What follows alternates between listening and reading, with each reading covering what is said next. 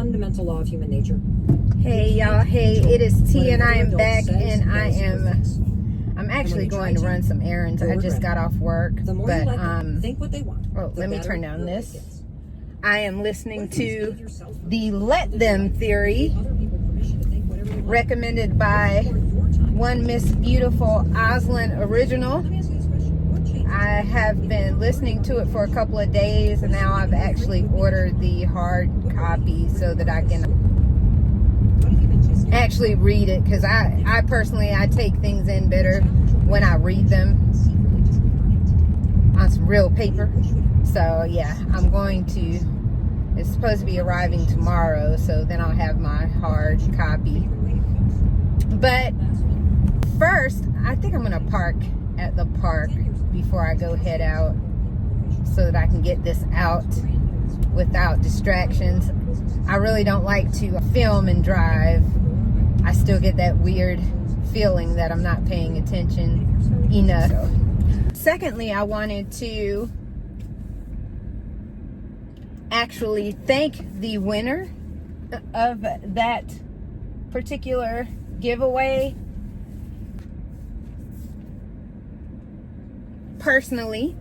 I know that this is not something that you did for any kind of whatever to do, accolades, whatever, but it is something that you did that I really truly appreciate. If you do not know, the Fam Adventures won my giveaway. I had a step challenge, and each day I was contributing to a pot that I gave away at the end of the month.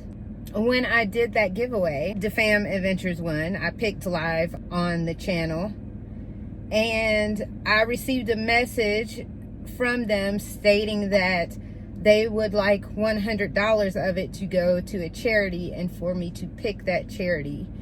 And I selected a homeless shelter that is close to me, and that really meant a whole lot to me, and honestly is a testament to the kind of community that I have.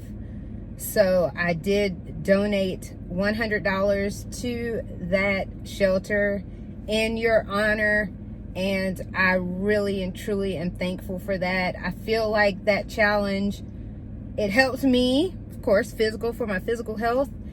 It helped the winner, and it helped a possible man, woman, child, or family that was in that shelter. So I really, really had to say that. I had to start off by saying that.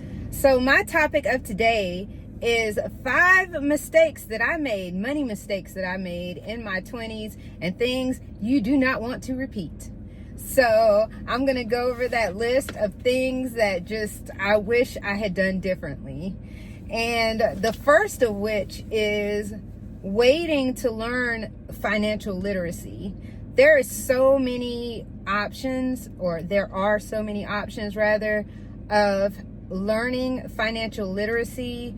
There are so many avenues now, especially now, because you have the internet, you have, and YouTube and all sorts of ways to learn about money and finances. And I can admit, in my 20s, that wasn't as readily available, but it is now. So I really wish that I had learned and started getting those fundamentals down earlier in my youth, because I think it could have changed the trajectory of my life and how things are going now. The second one is excessive debt. If you know my story, I was in excessive credit card debt. I also had a rather large student loan that actually got to be bigger than that because I went back to grad school. And there are things that I know I could have done differently. I do believe I still would have had a student loan, but I know that I could have significantly decreased that amount. And the credit card debt was just lack of financial literacy. Refer to number one. So I really wish that I had learned that and applied it to my life earlier, because I do believe I would not have been in that much debt. And I do want to say I am not anti-debt, because most people will have a mortgage. Most people honestly will have a car note at some point. I'm not anti-debt, but I'm anti-excessive debt. That is all. But if that debt is bringing something back to you, your car brings you a method to get back and forth to work, your house gives you shelter, I'm not anti-debt. I just say, number one, have as little consumer debt, credit cards, other loans, and stuff like that as possible, and be mindful. So number 3 for me was an emergency fund or lack thereof. Now, in my 20s, most of my 20s, I was a single mom. And I was getting, pretty good tax returns back every year. I really was. And I was not utilizing that money in the manner that I should have been utilizing it. And even when I did try to save it, I dipped into it every time. One of my first steps to getting a hold of my finances was teaching myself to treat that as if it were a bill. So not only in just paying myself every month for savings, not only that, but also to treat it like a bill. When you pay your bill, it's gone. It's no longer there. So to mentally treat my savings as if it were a bill, I would also think about it as gone. Even though it's still there, it's something not to be touched. So that was another big thing that was a problem for me. I could not keep my hands off of any savings that I had, and I had to retrain my brain by using very small amounts of money and just slowly building those funds until I became comfortable with saving, and then I was able to save more and more and more each time. Number 4, touching my initial retirement savings. I did have a 403B. I was working in nonprofits at the time. I had a 403B, and I actually touched those funds. I wiped them out. Now, is that entirely bad? No, because I was still relatively young and had plenty of time to make up those funds. So it wasn't a complete loss, because it helped me get to another level. But if I had the chance to do it all again, I would never have touched that, because I actually put a little example here that if you were to save $100 to $200 a month, starting at 20 and just going to the age of 50, that's $100 to $200 a month.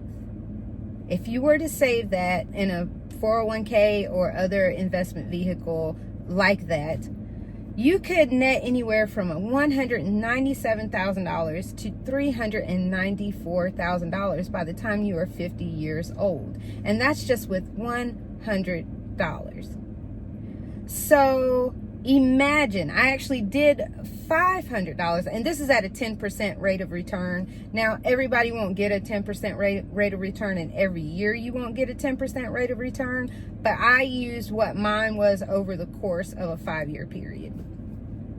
But $1,000 a month invested for 15 years at a 10% rate of return would net you $414,000. So you would have $414,000 only contributing $180,000. So I don't know what that money would be worth now. And that's the part that eats me.